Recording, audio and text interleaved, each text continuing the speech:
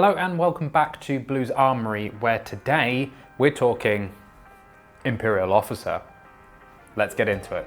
So last summer I made a video about me starting my Imperial Officer, and through building that costume and putting everything together, I finally got it finished, and I said in my last video I finally got approved into the 501st.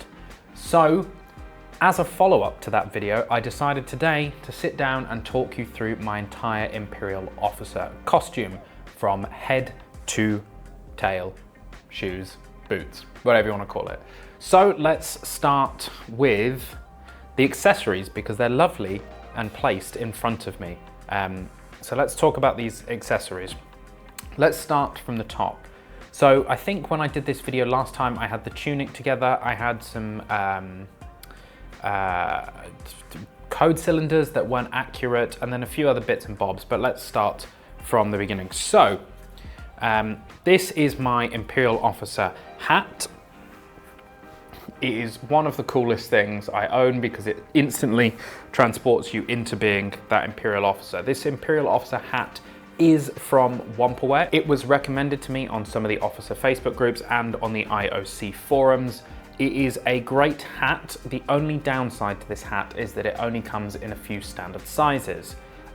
So I erred on the side of caution and went for a medium size. Now the medium size is nice. It may just be a little bit snug on my head, but you know, after 2 or 3 troops, it has sort of stretched out a little bit. The only addition I would make, and this was suggested by someone in my garrison, is on the inside. I don't know if you can see that.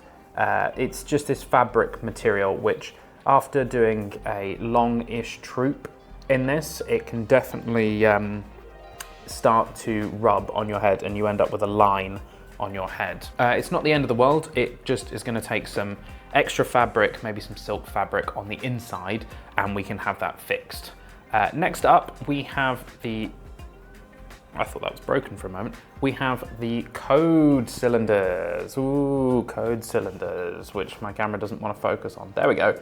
These are my Imperial Officer code cylinders. These are from Ezra Bailey from Bailey Builds, who was a fantastic maker. I have done a video on these code cylinders. They are beautiful props. They are supremely accurate. And it's an absolute massive shame that Ezra Bailey is no longer producing these. Go look at their socials. There's a very, very valid reason why they've stopped making props anymore. And I 100% support them in their endeavors of not making props anymore. But it is a shame because these code cylinders are beautiful. If not slightly misshapen, because the other day before the May the 4th troop, I dropped them on the floor. They're fine. The top just popped off. It went straight back in, but that is all good. Let's move on to the rank badge. Here is my Imperial Officer rank badge. I believe this makes me a lieutenant. This is just a magnetic closure, clips on like that, and you've got your rank badge. This is a really nice rank badge. It was super well priced. I got this from Super 6 Props on Etsy, who actually does a couple of rank badges. I really like this one. It looks good. It's the right shape and everything. It's really good. And I would consider maybe picking up a few more, because one of the great things about the Imperial Officer is that there's a few accessories that you can change, and it changes the look of your costume without adding a massive amount of money. I think I haven't talked about prices on things. This was about $26, $27. Code cylinders were about $30, and hat was $50. If you want, I can put links down in the description for all of the things I bought. Whirlwind, we're getting through there. Next up, Imperial Officer belt. This, one of the most recognizable belts in all of Star Wars. It is awesome. I actually bought this belt buckle from Super 6 Props on Etsy. This is a B grade belt buckle because it had some blemishes on there, which you cannot see at all. And then I found a correct 2-inch wide belt because I was determined to do this Imperial Officer, and I said this in my first video, I was determined to do it as cheap as possible and prove that the getting into the 501st wasn't necessarily an extremely expensive endeavor.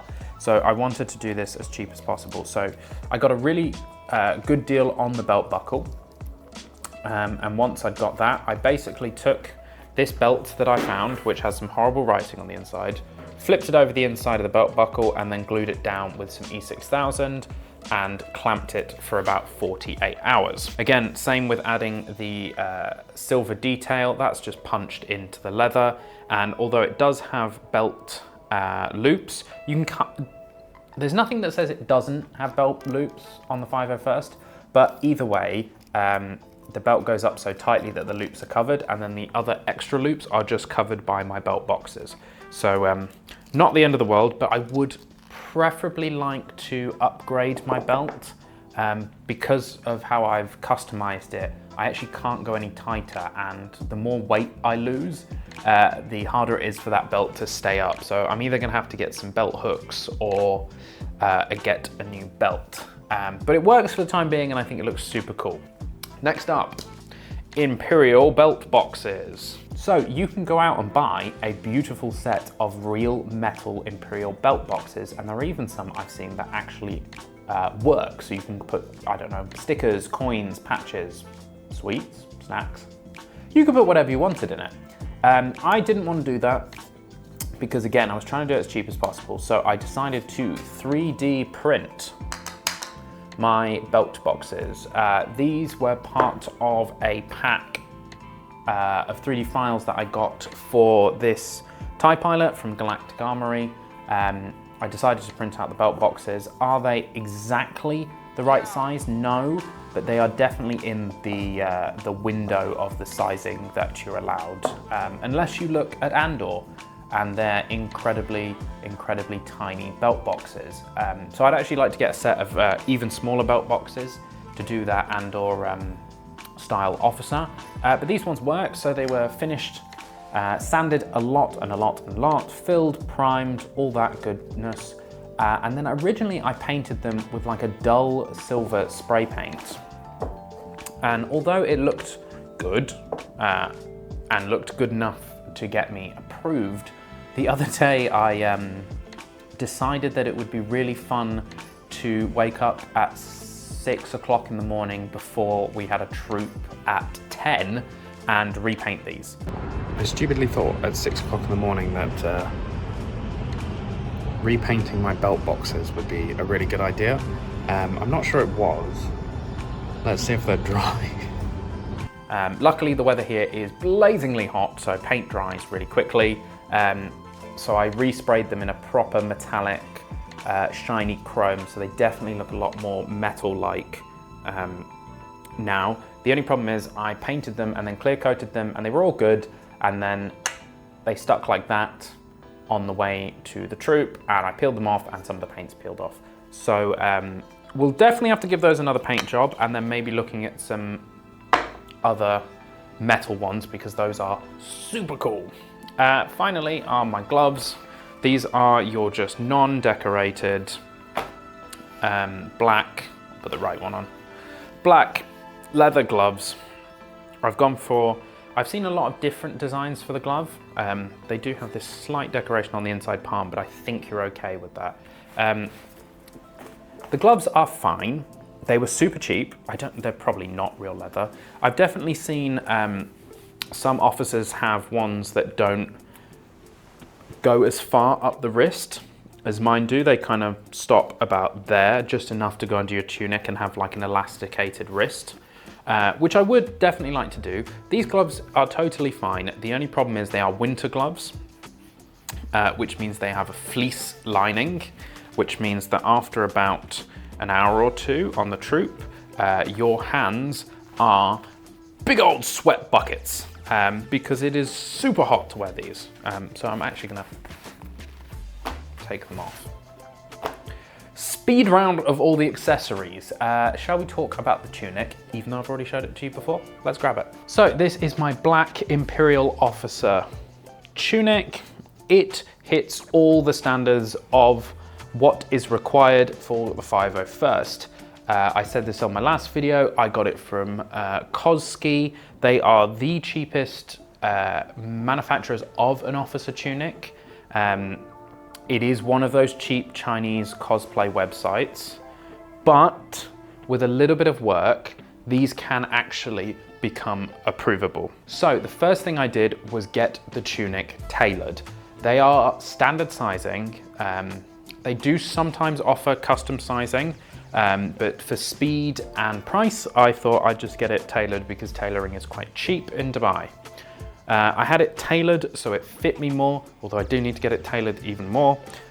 Just little things, sleeves taken up, bring in the back, just so it looks a bit nicer and fits me better. Then the biggest issue I have with this, and it is passable at a basic level, but I'm not in love with how it looks, is the collar.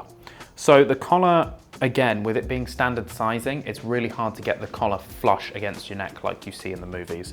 What I had them do is they've added in an extra strip of material so the collar can pull a little bit tighter, and it does enhance the look of the collar, but I wouldn't say it's perfect at all.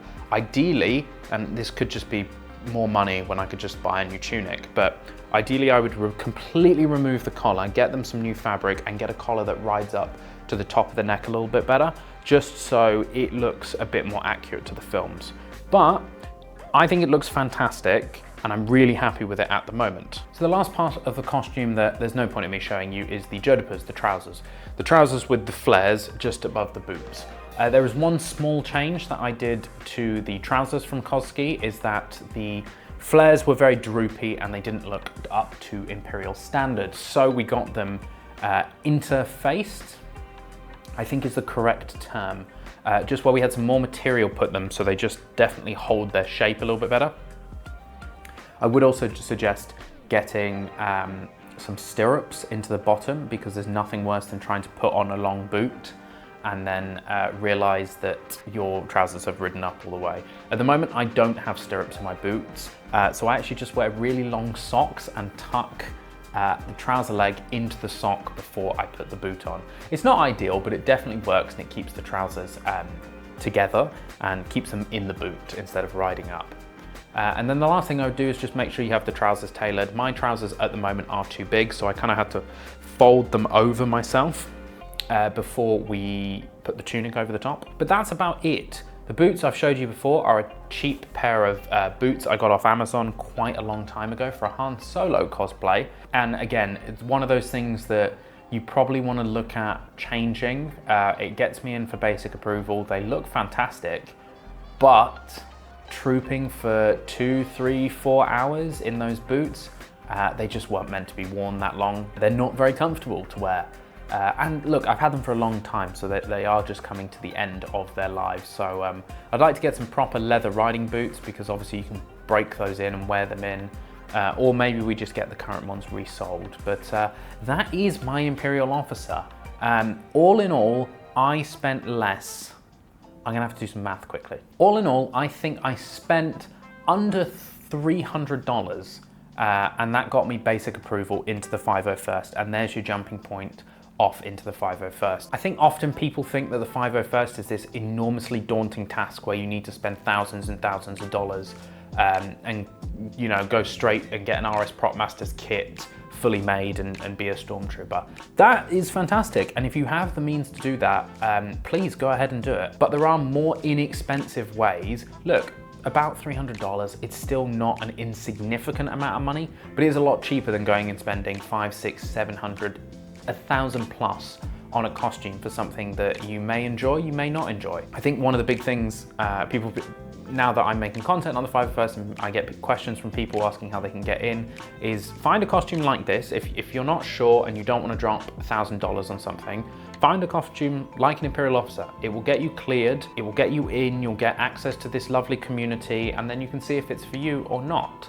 And at the end of the day, if you don't like it, you've still got a wicked costume. And I would say, definitely, I prefer the Imperial Officer over something like a reserve pilot or any of just the jumpsuit costumes, because I find that they're not exciting to me personally. There's something special about being an Imperial Officer that is just really, really cool and exciting, and it's really, really fun. So it's a good costume to start with, I think. Plus, you get a lot of the building blocks that can be used for other costumes, like your belt is going to be used for TIE reserve pilots, TIE pilots, all kinds of things. Your belt boxes can be reused, your code cylinders, your hat can be reused. So you get a lot of the accessories that you would need to build up your costume library in the 501st. So there we go, that is the wrap up on my Imperial Officer costume. If you do have any questions about the Imperial Officer costume, or any questions about joining the 501st, please let me know down in the comments below. But that will leave me until the next time I see you on the next video. Have a great week ahead. Happy crafting. Goodbye.